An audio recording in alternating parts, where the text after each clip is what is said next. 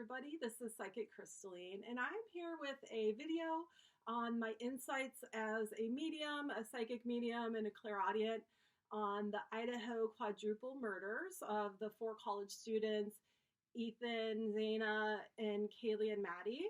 And so I just wanted to share with you guys everything that I'm getting to possibly help solve this crime, everything I've gotten clairaudiently and as a medium I've submitted online to the FBI, so they're aware of my insights as well, and hopefully we can help, bring this family justice and prevent this from happening again. What I am seeing is that there's multiple suspects. I will get into it later in the video, but I definitely want to just put up a video, not a video, but a picture of the victims so that we can kind of see who we're talking about, tune into their energy a little bit. And then after I show you who these victims are, I'll get into the details of what Spirit shared with me as a clairaudient medium. And we will get into it. I'll be right back. Thanks.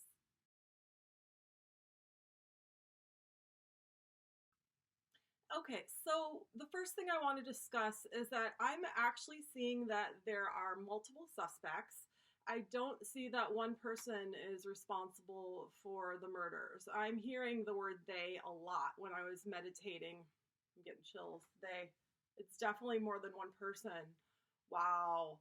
Okay, so the first thing I want to talk about is the motive, and then I'm going to talk about all the things that I was hearing. So the motive that I'm hearing is that these kids were privileged and stuck up and they were jealous. I'm seeing like jealousy and revenge as a motive. And I feel like they were targeted in general, with Maddie being the main focus. She might have had an interaction with somebody in the past, and so it triggered this built up resentment against what they're saying in my head is what I kept hearing is privileged kids, and they were calling them stuck up. So to me, this indicates that the socioeconomic status is different between the suspects and the victims, okay? And so that was kind of the reasoning behind, I feel like something happened with Maddie, maybe that triggered this person, but I'm concerned because I see multiple suspects, and I'm feeling that they might do this again. I really wanted to put out this video quickly because I want people to be warned in other college towns, not Moscow, Idaho, because what I have to tell you might make more sense. So let's just get into it. So the first thing I heard was they drove in from Clancy. They are hiding out in Clancy. I've never heard of Clancy before, so I just did a quick Google search, Clancy, Idaho. I didn't find anything, but there is a town called Clancy in Montana, and it's just south of Helena. And honestly, there's like a couple college towns in near that area. Missoula is one of them, and Bozeman, I'm sure too. I'm not sure. I know that there's some colleges in the Montana area that I feel like those students need to be on alert when they go back to classes in January after winter break. So, oh man, I'm getting chills again. Okay, so they drove in from Clancy. They're possibly hiding out in Clancy. But I do feel like there's a connection with Moscow, Idaho, because Spirit had told me something about a pizza place. Let me look at my notes. Yeah, I heard the pizza place, and I'm seeing that the victims knew the suspects through a work situation. And so I don't want to jump to conclusions. Sometimes I'm wrong when I do that. But putting the pieces together, I heard the pizza place, and I was also hearing from Spirit that Maddie and Kaylee knew them through where they worked. Possibly, I don't know if it was Maddie's work, or I feel like it's more where the suspect worked, and Maddie and Kaylee would come in there and trigger this person. Okay, and so let's get through my bullet points on my notes here. So I'm just gonna look over here. So yeah, the first thing I heard was it was Jake. I heard it was Jake driving. I heard he wrapped the bow. I have no idea what that means. Ethan told me the name Chad. He has a record.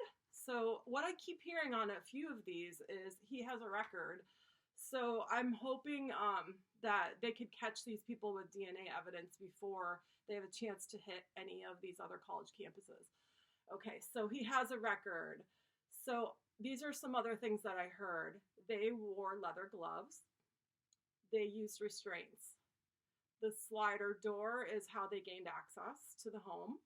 I'm hearing double bladed, so I feel like the knife was double bladed, or maybe a small hatchet style where there's a blade, it's sharp on both ends. It's some sort of knife that has serration on both sides, not just a one-sided blade. They went up the hill with backpacks, is what I heard. They went up the hill with backpacks. So it makes me feel like the suspects parked down the hill and climbed up somehow to gain access through that slider with backpacks on. Yeah, they knew the victims through work. I was picking up that Maddie was the main target, but it was more like privileged kids in general were the target, and something Maddie, maybe like they had a crush on Maddie and she turned them down, so they thought she was stuck up. I don't know, something put them off the edge is what I'm hearing. Okay, so this part is a little bit hard to hear. I don't see a sexual motivation in this crime, but I do see, well, I heard from Maddie or Kaylee. What I did was I tuned into them as a medium, and since they're so similar looking and they were murdered in the same place, so close together, I'm not sure who was telling me what. But I heard from Kaylee and Maddie, I bit him. He made me blow him. He was pulling my hair. So I feel like it was more of like a control thing. And that could be why, from what I've read online, is Kaylee's wounds were a lot more severe than Maddie's. So I don't know if she was trying to protect her friend from, I don't see like sexual intercourse and that kind of motive, but I feel like it was more like, okay, I'm back. I had to edit out a couple swear words. So what I'm seeing is that it was more of like a control power thing where the suspect was trying to force one of those girls to go down on them as like a control and like a F you. I've got control of you, like you will like me, you will want me kind of thing, like, you know what I mean? Like, and really angry. I pick up a lot of anger and rage. So I'm hearing a few more things. So I heard the pizza place. Ethan told me I tried. So I feel like Ethan might have been more awake when it was happening, or he heard, or he feels really bad that he wasn't able to save Xana, his girlfriend, but I kept hearing him say, I tried. And also Maddie and Kaylee said he just flipped on me, one of them. So I'm not sure what that has to do with. But I also heard the word Frank and Franklin. And he flipped on me. That could have happened at the pizza place or wherever the work connection, like a prior incident. But I heard the word Franklin, and I don't know if that's a name or a city. I heard there's a record right after, so I'm thinking that Frank or Franklin might be a name of one of the suspects. He wore suspenders, I heard. There is a statue, which is super random, but I heard there is a statue, so I don't know if that's something to do with something left at the scene, or possibly these people are from the Helena area and one of their ancestors has a statue in that area. I don't know. The more I try to overanalyze what I get from spirit, the more I misinterpret it. So later, this might make more sense. So I definitely see more than one suspect, and I want people in all of the college communities around Montana, Idaho, the Northwest to be on alert when they go back to school in January after winter break. So this is what I've got. I called it all into the FBI. Please, in the comments, let me know, like, if any of these pieces make sense. Like, we're all a team here, and I feel like you guys might help me fill in some of these pieces.